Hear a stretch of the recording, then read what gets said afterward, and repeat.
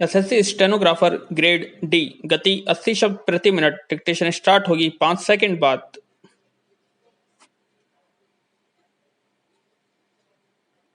Start. महोदय, जब तक अहिंदी भाषी हिंदी को हृदय से स्वीकार नहीं करते तब तक वह राष्ट्रभाषा का स्थान नहीं पा सकती, और यह तभी हो सकता है जब वे यह समझे कि इसमें उनका भी योगदान है और उन्होंने इससे केवल लिया ही नहीं बल्कि इसे कुछ दिया भी है, और उन पर कोई दूसरी भाषा लादी नहीं गई है बल्कि उनकी ही भाषा है। विराम।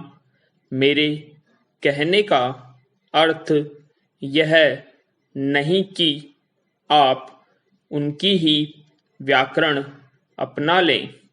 इसका अर्थ यही है कि आप उदारतापूर्वक जितना ले सकते हैं ले लें। विराम।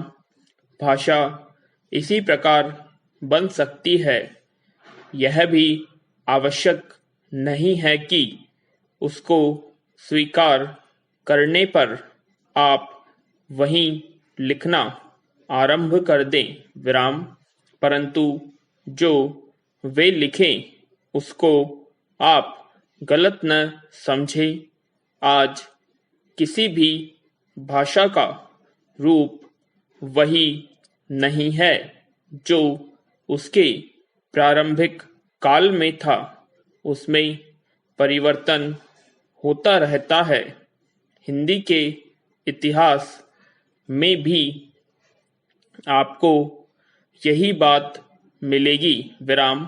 मैं हिंदी का कोई विद्वान नहीं हूँ, पर मैं अपने अनुभव से कह सकता हूँ कि उसमें भी पिछले 500-600 वर्षों से बहुत अंतर पड़ा है तथा पहले की और आज की हिंदी में काफी अंतर है। विराम।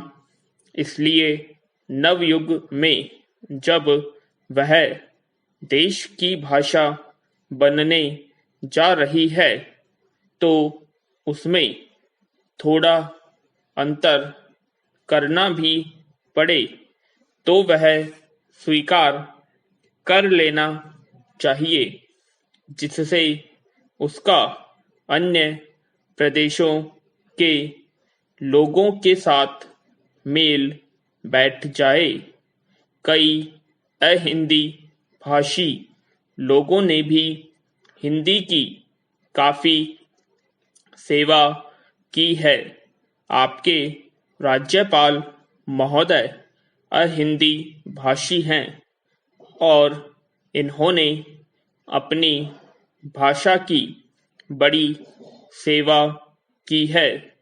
यह भी हिंदी के पक्ष में थे और इन्होंने बड़ा योग दिया, जिसके कारण हम संविधान सभा में सफल हो सके।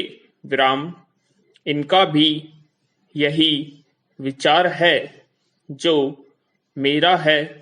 मैं चाहता हूँ कि इनको भी हिंदी की सेवा करने का अवसर दिया जाना चाहिए। उसका फल हिंदी के लिए और भी देश के लिए अच्छा ही होगा। पैरा। मानपत्र में आपने संस्कृत के संबंध में कहा है, मैं मानता हूँ कि हमारे देश में संस्कृत का अध्ययन आवश्यक है, क्योंकि देश की सभी भाषाओं का स्रोत वही भाषा है। संस्कृत से हमारा संबंध अटूट है। इसकी पढ़ाई लिखाई कम हो गई है। यह हमारे लिए दुख की बात है। मैं आशा करता हूं कि इसकी उन्नति होगी। विराम।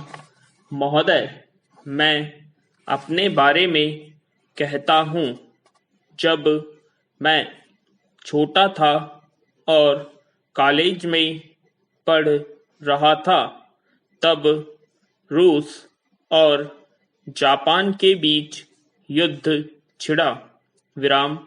उस समय समाचार पत्रों में जापान के संबंध में बहुत बातें छपा करती थी। उनमें एक बात यह भी थी कि जापान में समुरिया जाति के लोगों ने अपने सब अधिकार वहां के राजा को दे दिए थे। उसके बाद जापान बड़ी उन्नति कर सका। विराम। हम लोग यह पढ़कर आश्चर्य और सराहना करते थे। उससे बढ़कर हमारे यहाँ के लोगों ने स्वराज्य स्थापित होने के बाद 1-2 वर्ष में एक उदाहरण उपस्थित करके दिखाया। हम भी अपने हजारों वर्षों के इतिहास को नहीं भूलेंगे। जो रियासतें अलग अलग स्थापित हो गई थी और एक प्रकार से भारत कई टुकड़ों में बटा हुआ था, वे सब टुकड़े एक हो गए।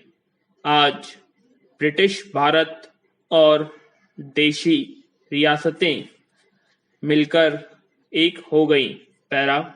उसके बाद हमारे सामने यह प्रश्न आया कि भारत के लोग केवल स्वराज्य से ही सुखी नहीं हो सकते, उनको किसी न किसी प्रकार सुखी बनाना है। इस संबंध में सरकार ने अपनी ओर से प्राय सभी राज्यों में जमींदारी और जागीरदारी उन्मूलन के कानून स्थापित किए और वे कानून पास हुए। विराम। प्रसन्नता की बात तो यह है कि बहुत से स्थानों में कानून उन लोगों की स्वीकृति से तथा उन लोगों की सलाह से पास किए जिनकी जमींदारी और जागीरदारी समाप्त हो जानी थी। यह भी देश प्रेम का उदाहरण है। उन लोगों ने अपनी संपत्ति का त्याग इसलिए किया कि उससे सारे देश को लाभ पहुंचे। वह काम भी लगभग पूरा हो गया और पूरा होता जा रहा है। हमारे सामने मार्ग प्रशस्त है और अब हमें इस पर चलने की शक्ति चाहिए। विराम। हमें परस्पर कभी कभी इस प्रकार की संकुचित धार्मिक अथवा सामाजिक भावना देखने में आती है, जिसके कारण कभी कभी लड़ाई झगड़े हो जाते हैं। हम इस चीज को भी दूर करने का प्रयत्न कर रहे हैं। विराम। हमारे संविधान में स्पष्ट बता दिया गया है कि कोई चाहे किसी भी धर्म का क्यों न हो, किसी भी जाति का क्यों न हो, इस देश में सबको समान अधिकार है। विराम। गरीब से गरीब आदमी को भी वही एक वोट देने का अधिकार है जो कि राजा साहब को है या मुझे विराम धर्म के नाम पर किसी प्रकार का भेदभाव नहीं किया जाता विराम।